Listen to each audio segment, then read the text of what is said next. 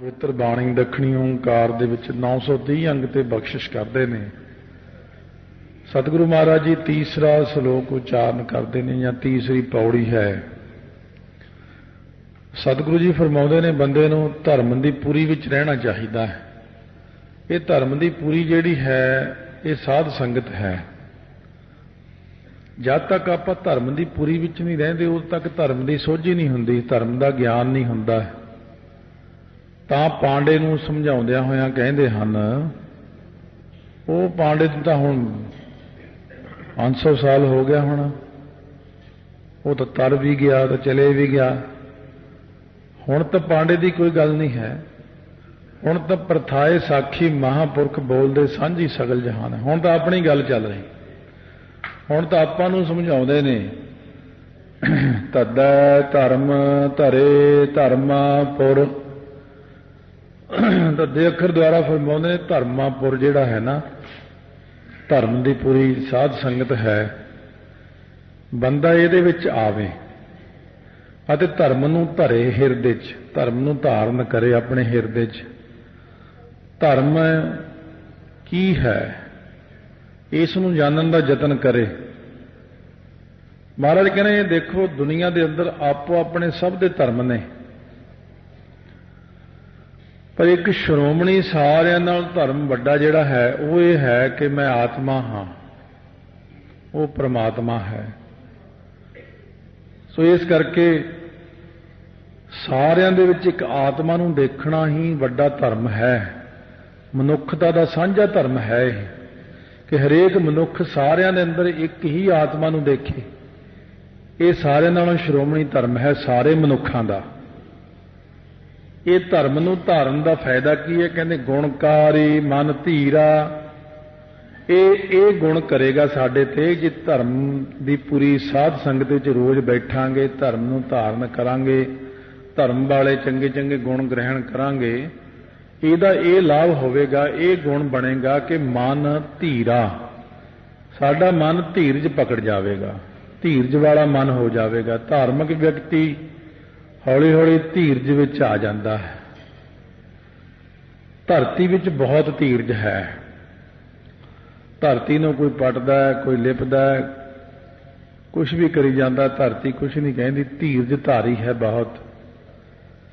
सो इस प्रकार ये इंसान जदों धर्मी बन जाता है, ये अंदर एक गुण आउंदा जो सब तो वड्डा गुण है।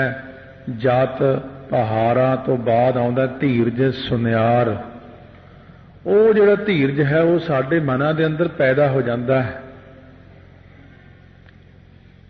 धर्मी बंदे की निशानी की छेती कीतियां उहनूं गुस्सा ही नहीं आउंदा, ना वो खिजदा है। छेती कीतियां कोई नुकसान हो जाए तो कोई असर भी नहीं हुंदा है, क्योंकि हुक्म विच है। धर्मी बंदा इन्ना अडोल हो जाता है, महाराज कहते हैं कि बिल्कुल उसका मन ही एकाग्र हो जाता है, मन धीरा धीरज वाला हो जाता है। इन्ना धीरज के सिर की खोपड़ी लथ गई नालों तां भी धीरज नाल बैठा। इन्ना धीरज के बंद बंद कट्टिया गया है, सिर ते आरा चल गया है, पर जपजी साहब कर रहा। इन्ना मन नूं धीरज धरती वांगू धीरज आ जाता है। पर सतगुरु महाराज कहने ये धर्मां दी पुरी विच आके गुरां दी संगत विच बैठ के गुरां दी धूड़ी प्राप्त करो, संगत दी धूड़ी लो। तद्दै धूल पड़ै, तद्दे अखर द्वारा कहने धूल पवे सारिਆਂ दे उत्ते, धूड़ी पवे। कित्थे कित्थे पवे जी? मुख मस्तक, मुख दे उत्ते धूड़ी पवे, मस्तक ते धूड़ी लगे संगत दी उड़ के। साध संगत दे जोड़े झाड़ने हैं, झाड़ू देना है, बर्तन मांजने ने, दरियां तप्पड़ झाड़ने ने, तप्पड़ झाड़ विछाए धूड़ी नहाया। धूड़ी विच लुड़ंदड़ी सोहा नानक तै सह नाले, मोको कीजै संतन की धूरे, नानक की प्रभ लोचा पूर, संत जना की बांछों धूर। इउं कहने तद्दै धूल पड़े मुख मस्तक, जिन्हां दे मुख दे उत्ते ते मस्तक ते संगत दी धूड़ी पै जांदी है, गुरां दी धूड़ी पै जांदी है। कदे पोथियां देखियां अपने घर च, गुटकियां दे उत्ते पोथियां ते ਧੂੜੀ ਵੀ ਪੈ ਜਾਂਦੀ। ਉਹ ਸਾਰੀ ਧੂੜੀ ਹੱਥ ਨਾਲ ਸਾਫ਼ ਕਰਕੇ ਮੱਥੇ ਤੇ ਲਾ ਲਿਆ ਕਰੋ। ਇੰਨੇ 'ਚ ਹੀ ਪਤਾ ਲੱਗ ਜਾਊਗਾ ਤੁਹਾਨੂੰ ਕਿ ਕੀ ਕਲਾ ਹੈ ਧੂੜੀ ਦੇ ਵਿੱਚ। ਅੱਖਾਂ ਤੇ ਲਾ ਲਓ ਆਪਣੀਆਂ, ਤੇ ਮਸਤਕ ਤੇ ਲਾ ਲਓ, ਲੇਖ ਹੀ ਬਦਲ ਦਿੰਦੀ ਧੂੜੀ। ਅੱਛੀ ਕਥਾ ਜਾਣਦਾ ਸੀ ਇੱਕ ਸਿੰਘ, ਪਰ ਸਟੇਜ ਤੇ ਡਰਦਾ ਹੁੰਦਾ ਸੀ, ਕਥਾ ਨਹੀਂ ਸੀ ਕਰ ਸਕਦਾ। ਉਹਨੂੰ ਮਨ 'ਚ ਬੜਾ ਰਹਿਣਾ ਕਿ ਮੈਂ ਕਿਵੇਂ ਕਥਾ ਕਰਾਂਗਾ। ਮੈਨੂੰ ਸਟੇਜ ਤੇ ਆ ਕੇ ਸਭ ਕੁਝ ਭੁੱਲ ਜਾਂਦਾ ਸੀ। ਫਿਰ ਉਤਾਰ ਦਿੰਦੇ ਸੀ ਉਹਨੂੰ, ਚੱਲ ਤੂੰ ਥੱਲੇ।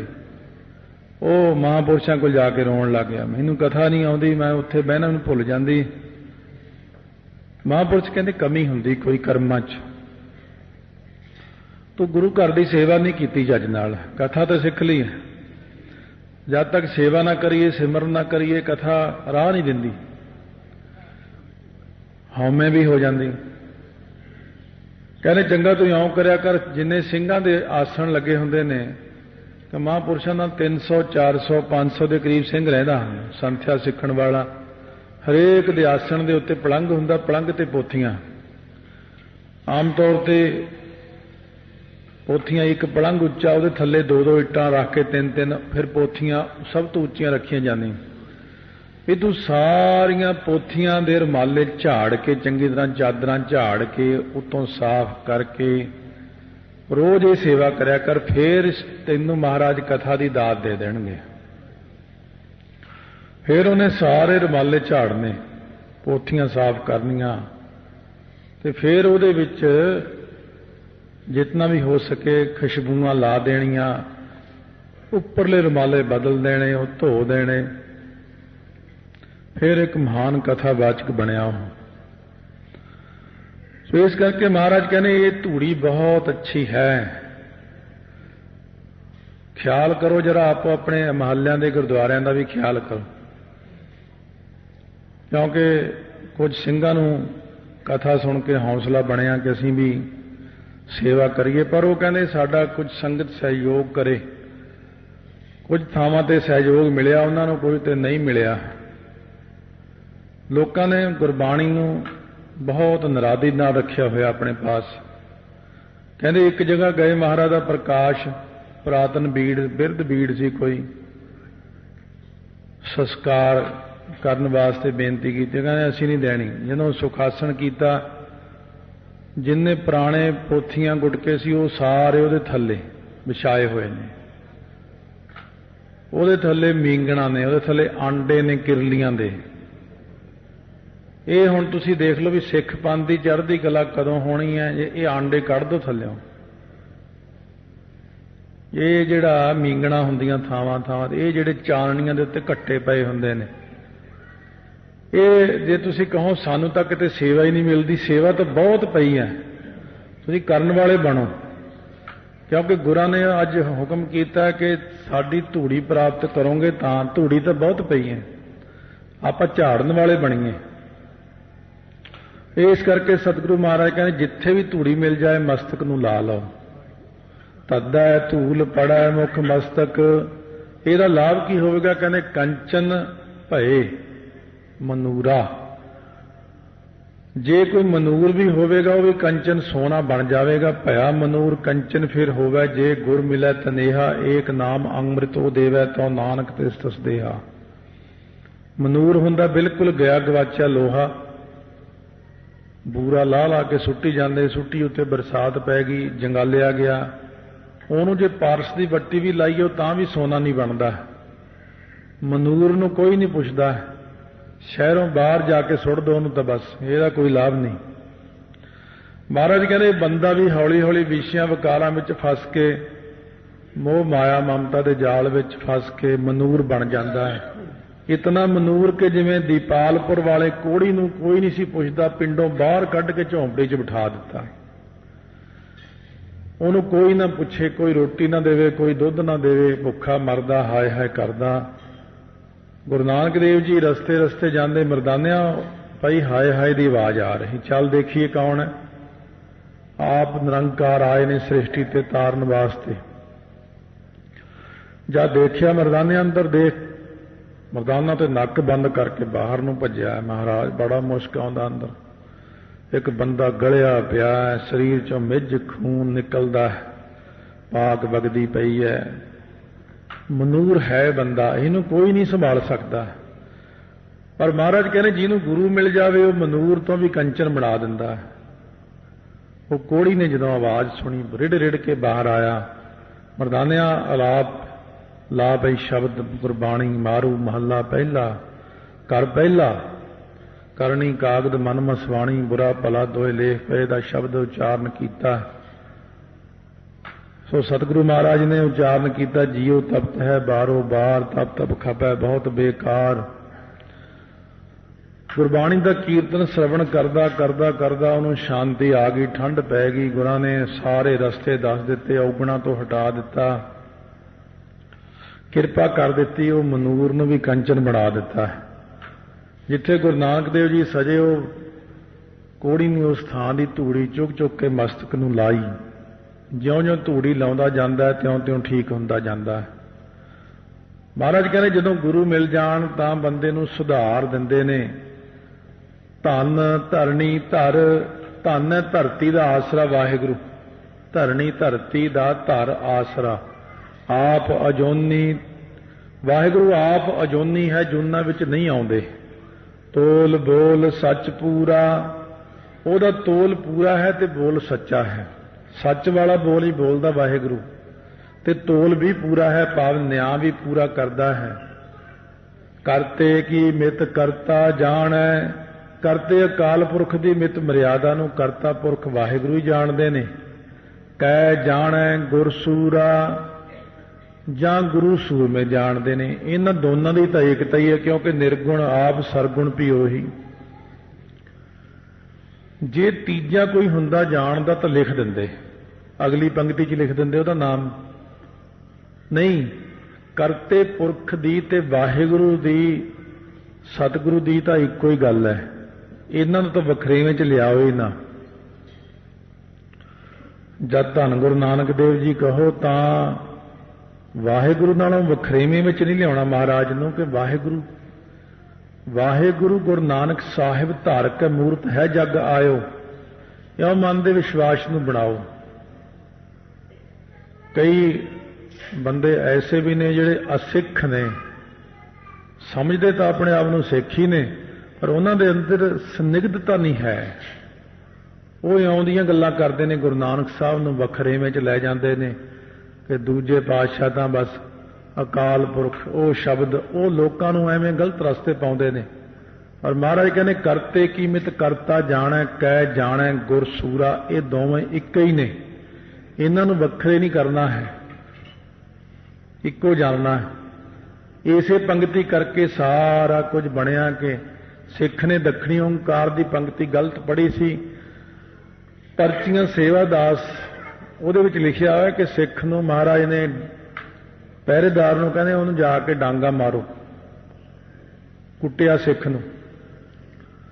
सिखां ने आके कहा महाराज ओंकार का पाठ करदा सी सिख, ਉਹਨੂੰ ਇੰਨਾ ਕੁੱਟ पै रही है। महाराज कहने पाठ करदे नूं नहीं कुੱਟ पै रही, ਉਹਦੀ भुल नूं कुੱਟ पै रही ਉਹਨੂੰ। ਉਹ गुरां ने तो एक कौतक वरताउणा सी, कहंदे ने गुरु ग्रंथ साहिब का प्रकाश करो। पर्चियां सेवादास च्यों लिखिया, प्रकाश करके कहने आप पंक्ति पढ़ो, करते कीमत करता जाने, कै जाने गुरसूरा। कहने ये कहना के जाने गुरसूरा, ये गुरु सूरमा की जानता है। इस करके भाई बाणी का निरादर ना करो। के जे कै इन्हां दोनों अखरां का ध्यान रखो। कै का अर्थ है जां, जाने गुरसूरा, जां गुरु सूरमा जानता है। पर यह जिहड़ा जीव है ये हमेशा द्वैश भाव विच ही लग्या रहिंदा है। ज्ञान गवाया दूजा भाया, ये बंदे नूं दूजा भाव ही चंगा लगदा, द्वैश ईर्खा ही चंगी लगदी है। इन्हें द्वैश करके अपना ज्ञान गवाया। ज्ञान अते द्वैश का मिलाप नहीं।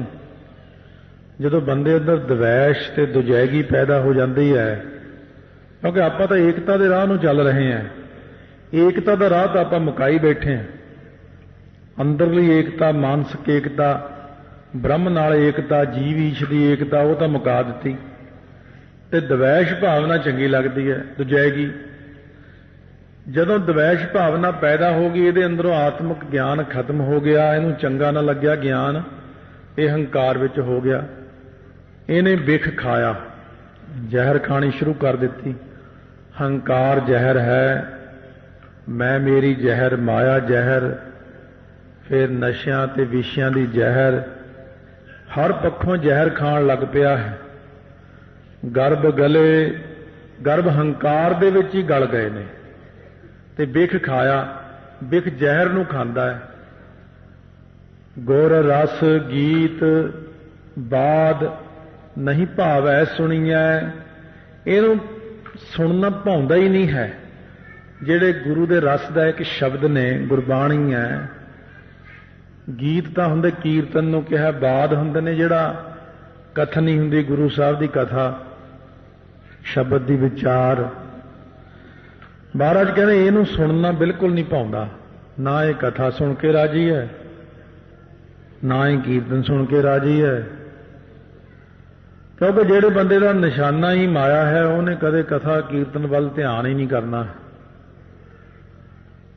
ਜਿਨ੍ਹਾਂ ਦੇ ਅੰਦਰ ਉਹ ਚੀਜ਼ ਹੈ, ਇੱਕ ਪ੍ਰੇਮ ਹੈ ਪਰਮੇਸ਼ਰ ਪ੍ਰਤੀ, ਇੱਕ ਸ਼ਰਧਾ ਹੈ, ਇੱਕ ਭਾਵਨਾ ਹੈ, ਉਹ ਲੋਕ ਹੀ ਵਾਹਿਗੁਰੂ ਦਾ ਕੀਰਤਨ ਸੁਣਦੇ ਨੇ, ਕਥਾ ਸੁਣਦੇ ਨੇ, ਵਿਚਾਰ ਸੁਣਦੇ ਨੇ। ਕਿਤੋਂ ਵੀ ਮਿਲ ਜਾਵੇ ਵਿਚਾਰ, ਅਸੀਂ ਕਦੇ ਵਿਚਾਰ ਛੱਡੀ ਨਹੀਂ, ਕਿਸੇ ਦੀ ਵੀ ਮਿਲ ਜਾਵੇ। ਆਪਾਂ ਕਹਿੰਦੇ ਮੈਂ ਕਿਸੇ ਦੀ ਵਿਚਾਰ ਸੁਣਨੀ ਨਹੀਂ, ਵਿਚਾਰ ਤਾਂ ਹਰੇਕ ਦੇ ਵਿੱਚ ਵਾਹਿਗੁਰੂ ਬੈਠ ਕੇ ਦੇ ਦਿੰਦਾ ਹੈ। ਕਈ ਵਾਰੀ ਉਹ ਗੱਲਾਂ ਸਾਹਮਣੇ ਆ ਜਾਂਦੀਆਂ, ਜੇ ਆਪਾਂ ਕਹਿੰਦੇ ਇਹ ਬੰਦੇ ਨੂੰ ਤਾਂ ਆਉਂਦਾ ਹੀ ਕੁਛ ਨਹੀਂ, ਪਰ ਕਈ ਵਾਰੀ ਵਾਹਿਗੁਰੂ ਉਹਦੇ ਮੂੰਹ ਚੋਂ ਇਹੋ ਜਿਹੀ ਚੀਜ਼ ਕਢਾ ਦਿੰਦੇ ਜਿਹੜੀ ਸਾਨੂੰ ਗਿਆਨ ਹੀ ਨਹੀਂ ਹੁੰਦੀ। ਮਹਾਰਾਜ ਸੱਚੇ ਪਾਤਸ਼ਾਹ ਕਹਿੰਦੇ ਕਿਉਂ ਨਹੀਂ ਪਾਉਂਦਾ ਉਹਨਾਂ ਲੋਕਾਂ ਨੂੰ? ਕਿਉਂਕਿ ਦਵੈਸ਼ ਭਾਵਨਾ ਵਿੱਚ ਬਿਖ ਖਾ ਰਹੇ ਨੇ। ਗਹਿਰ ਗੰਭੀਰ ਗਵਾਇਆ, ਗਹਿਰ ਜੋ ਡੂੰਘਾ ਤੇ ਨਿਰਹਲ ਪ੍ਰਮਾਤਮਾ ਹੈ, ਉਹਨਾਂ ਨੇ ਗਵਾ ਲਿਆ, ਕਿਉਂਕਿ ਉਹਨਾਂ ਨੂੰ ਭਾਉਂਦਾ ਹੀ ਨਹੀਂ ਗੁਰਬਾਣੀ। ਮਹਾਰਾਜ ਕਹਿੰਦੇ ਨੇ ਮਨ ਤੇ ਤਨ ਦੇ ਅੰਦਰ ਸੱਚ ਸੁਖਾ ਗਿਆ ਹੈ, ਪਿਆਰਾ ਲੱਗਦਾ ਹੈ ਸੱਚਾ ਪਰਮੇਸ਼ਰ। ਆਪਾਂ ਅੱਗੇ ਨਹੀਂ ਜ਼ਿਆਦਾ ਗਏ, ਇੱਕੋ ਹੀ ਪੰਕਤੀ ਫੇਰ ਦੁਬਾਰਾ ਪੜ੍ਹਦੇ ਹਾਂ। ਗਹਿਰ ਗੰਭੀਰ ਗਵਾਇਆ ਤਾਂ ਸ਼੍ਰਵਣ ਕੀਤਾ ਕਿ ਗਹਿਰ ਗੰਭੀਰ ਪਰਮਾਤਮਾ ਉਹਨਾਂ ਨੇ ਗਵਾ ਲਿਆ, ਕਿਉਂਕਿ ਉਹਨਾਂ ਨੇ ਕਥਾ ਕੀਰਤਨ ਵੱਲ ਧਿਆਨ ਨਹੀਂ ਦਿੱਤਾ ਹੈ।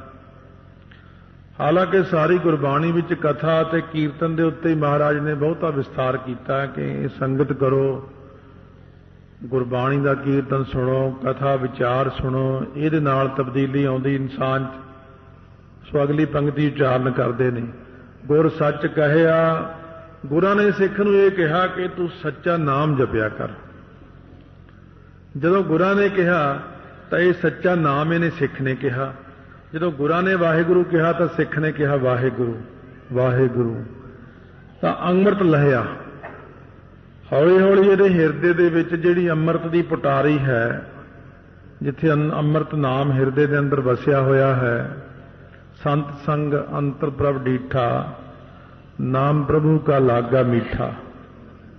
ਨੌਨਿਧ ਅੰਮ੍ਰਿਤ ਪ੍ਰਭ ਕਾ ਨਾਮ, ਦੇਹੀ ਮਹਿ ਇਸਕਾ ਵਿਸਰਾਮ। ਇਹਦਾ ਅੰਦਰੋਂ ਕੱਢ ਕੇ ਇਉਂ ਪੀਣਾ ਪੈਂਦਾ ਹੈ ਜੇ ਖੂਹ ਦੇ ਵਿੱਚ ਬਹੁਤ ਵੱਡੀ ਰੱਸੀ ਲੈ ਕੇ ਬਾਲਟੀ ਲਮਕਾ ਕੇ ਖੂਹ ਚੋਂ ਖਿੱਚ ਕੇ ਪਾਣੀ ਆਪਾਂ ਪੀ ਲੈਂਦੇ ਠੰਡਾ। ਇਸੇ ਤਰ੍ਹਾਂ ਸਾਡੇ ਹਿਰਦੇ ਦੇ ਵਿੱਚ ਅੰਮ੍ਰਿਤ ਸਾਰਿਆਂ ਦੇ ਹੀ ਆ, ਇਹ ਨਹੀਂ ਕਿ ਕਿਸੇ ਇੱਕ ਕੋਲ ਹੀ ਹੈ, ਸਾਰਿਆਂ ਦੇ ਵਿੱਚ ਹੀ ਅੰਮ੍ਰਿਤ ਹੈ। ਪਰ ਉਹ ਮਹਾਰਾਜ ਕਹਿੰਦੇ ਜੇ ਸੱਚ ਨਾਲ ਜੁੜੋ, ਸੱਚੇ ਨਾਮ ਨਾਲ ਜੁੜੋ ਤਾਂ ਅੰਮ੍ਰਿਤ ਪ੍ਰਗਟ ਹੁੰਦਾ ਹੈ। ਮਨ ਤਨ ਸਾਚ ਸੁਖਾਇਆ, ਉਹਨਾਂ ਦੇ ਮਨ ਅਤੇ ਤਨ ਦੇ ਵਿੱਚ ਸੱਚ ਸੁਖਾ ਜਾਂਦਾ ਹੈ। ਸੁਖਾਉਣਾ ਮਤਲਬ ਪਿਆਰਾ ਲੱਗਣਾ, ਨਾਮ ਪਿਆਰਾ ਲੱਗਦਾ ਉਹਨਾਂ ਨੂੰ, ਸੁਖਾਉਂਦਾ ਹੈ, ਸੁਣਨਾ ਸਿਖਾਉਂਦਾ ਹੈ। ਉਹ ਜਿਹੜੇ ਪਹਿਲਾਂ ਕਿਹਾ ਕਿ ਗੁਰ ਰਸ ਗੀਤ ਬਾਤ ਨਹੀਂ ਭਾਵੈ ਸੁਣੀਐ, ਗਹਿਰ ਗੰਭੀਰ ਗਵਾਇਆ, ਉਹ ਜਿਹੜੇ ਦੂਜੇ ਨੇ ਉਹਨਾਂ ਨੂੰ ਭਾਉਂਦਾ ਹੀ ਨਹੀਂ ਹੈ। ਪਰ ਜਿਨ੍ਹਾਂ ਨੂੰ ਨਾਮ ਸੁਖਾ ਗਿਆ ਉਹਨੂੰ ਤਾਂ ਬਹੁਤ ਚੰਗਾ ਹੈ, ਬੜੀ ਚੰਗੀ ਗੱਲ ਹੈ। ਆਪੇ ਗੁਰਮੁਖ ਆਪੇ ਦੇਵੈ, ਅਕਾਲ ਪੁਰਖ ਵਾਹਿਗੁਰੂ ਆਪ ਹੀ ਤਾਂ ਮੁਖੀ ਗੁਰੂ ਬਣੇ ਹੋਏ ਨੇ, ਆਪ ਹੀ ਜਗਿਆਸੂ ਰੂਪ ਬਣੇ ਹੋਏ ਨੇ, ਆਪ ਹੀ ਅੰਮ੍ਰਿਤ ਨਾਮ ਦੇਣ ਵਾਲੇ ਬਣੇ ਹੋਏ ਨੇ। ਆਪੇ ਅੰਮ੍ਰਿਤ ਪੀ ਆਇਆ, ਆਪੇ ਹੀ ਅੰਮ੍ਰਿਤ ਪਿਆਉਣ ਵਾਲੇ ਬਣੇ ਹੋਏ ਨੇ। ਸਾਰਾ ਕੁਝ ਆਪ ਹੀ ਨੇ। ਆਪੇ ਸਾਜੇ ਆਪੇ ਰੰਗੇ ਆਪੇ ਨਦਰ ਕਰੇ, इस करके महाराज कहते ने असी भाई यही समझाने आ कि वाहिगुरु ही सब कुछ करते ने, उन्होंने आप ही सारा कुछ आपां नूं बख्शिश करना है। इस करके वाहिगुरु ते यकीन करो। गुरां ने तो यही कहा, गुर सच कहया, गुरां ने सच्चे नाम नूं ही कहा। अमृत तां प्राप्त होया, हिरदे विचों नाम अमृत प्रगट तां होना है। महाराज कहने भी ध्यान दे नाल अर्थ दी विचार सहित वाहिगुरु सर्व व्यापक जान के, अपने अंदर जान के, मेरे अंदर भी वाहिगुरु है तो मेरे बाहर भी व्यापक है। खंडां ब्रह्मंडां विच है, तारियां विच है, सूरज विच है, चंद्रमा विच है, 84 लाख जून विच है। कोई थां नहीं खाली, जल थल महीयल पूरिया, स्वामी सिरजनहार अनक भांत होए पसरिया। नानक एकंकार इउं जान के कहो वाहिगुरु वाहिगुरु।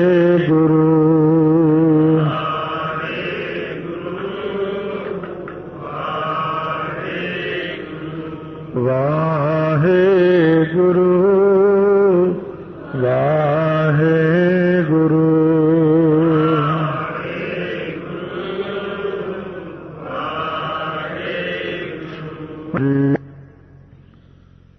धन गुरु नानक देव जी ने पावन पवित्र उपदेश श्री मुख वाक राही बख्शिश किया है।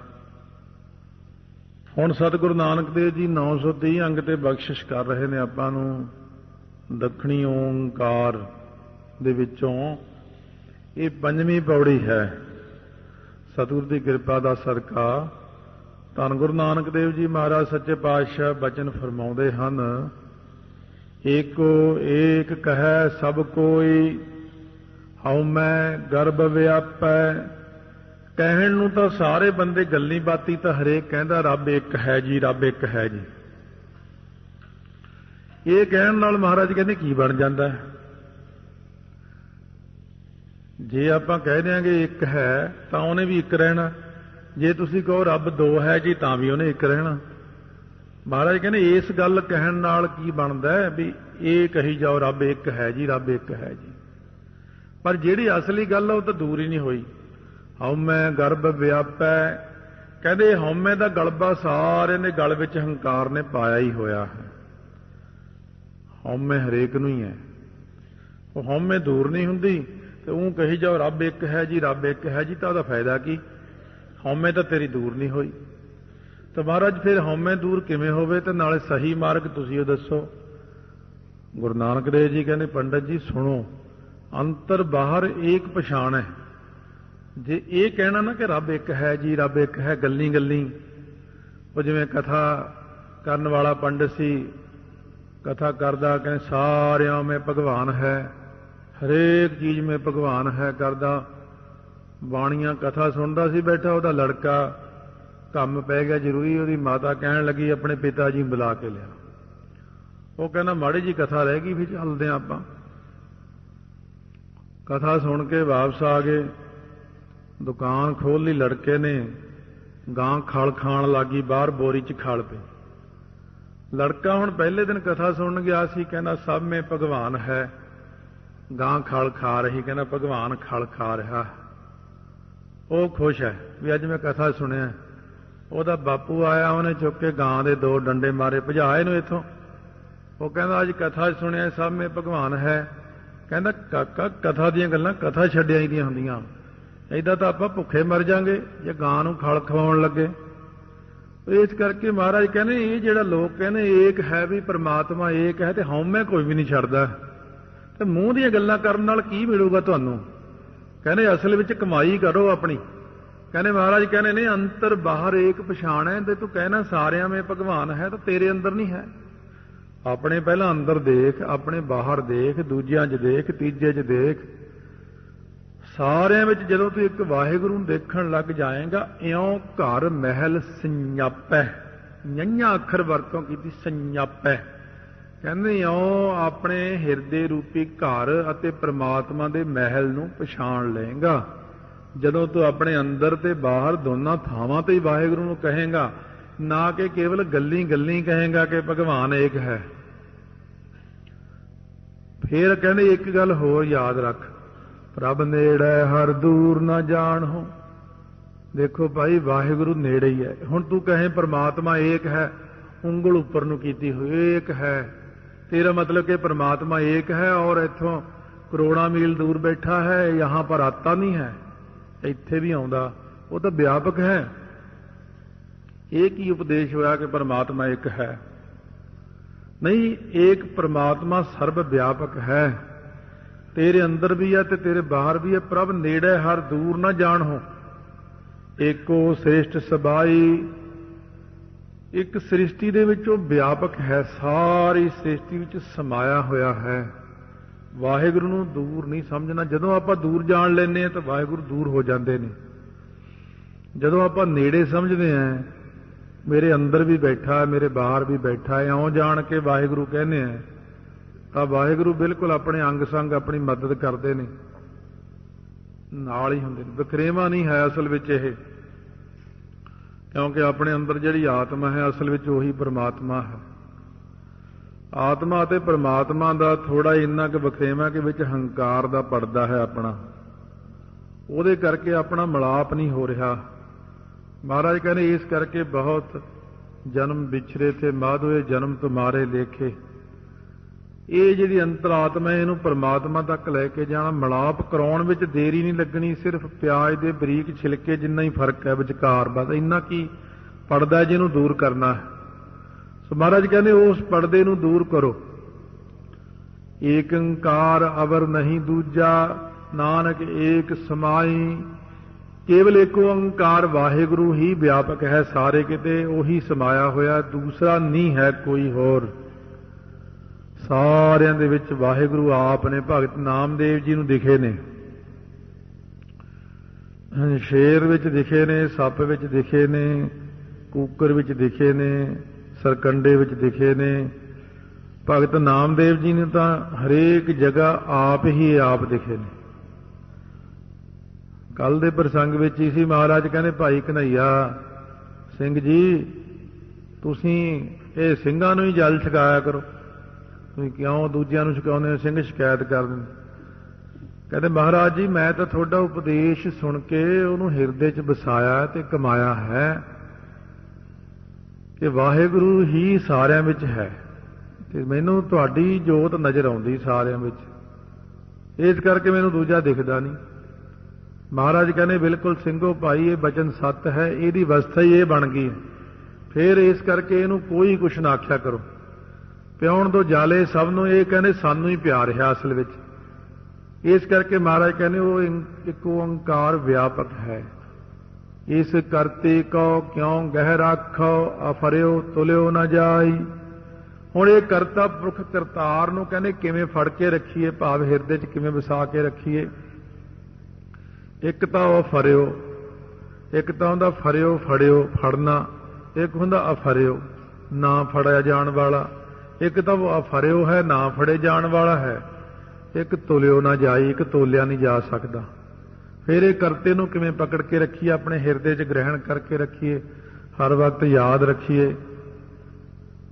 ये प्राणी क्यों नहीं याद रखता, क्यों उसनूं नहीं फड़ सकता अपने हिरदे च, क्यों नहीं ग्रहण कर सकता।